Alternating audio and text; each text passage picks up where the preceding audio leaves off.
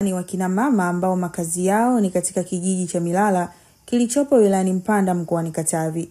Kila uchwao kwao hufika kwenye kijiwe cha miwa ambacho kipo kando ya barabara tayari kuianza asubuhi yao kwa kuwatafuta wateja kila kona.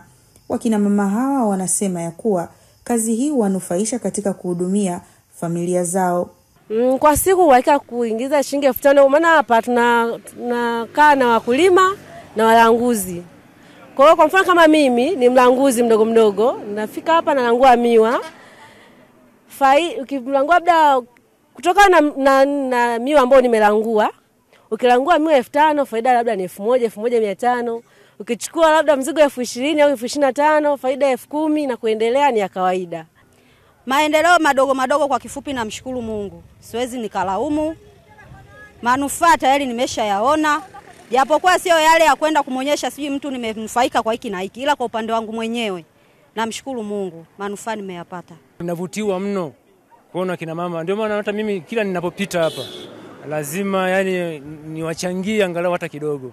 Wajasiriamali hawa wanatupa jiwe gizani kwa viongozi wenye mamlaka kuwaona kwa jicho la tatu ili wayafikie malengo yao. Naomba serikali itusaidie, kutuongezea mtaji, watusaidie kutupa mkopo ili na sisi tupate kunufaika, tuongezee biashara yetu. Tunashinda hapa jua linatuchoma, tunashinda tunakimbia hapa, tunasomesha wanafunzi.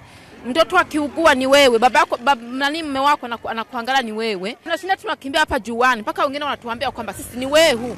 Unaona, wanatuambia kwamba yani wamama wenzetu wanatuambia yani hiyo kazi mimi siwezi. Mnakaa mnakimbia kama wehu. Na maana tusiwategemee sana wame zetu. Mwanaume anaweza kukuacha nyumbani akaenda mitaani, kesho na kesho kutwa unasikia ana nyumba ndogo. Wewe ndio upo nyumbani, mtoto anakujua. Akiamka asubuhi mtoto anamngangania mama shati. Hawezi kumngangania baba.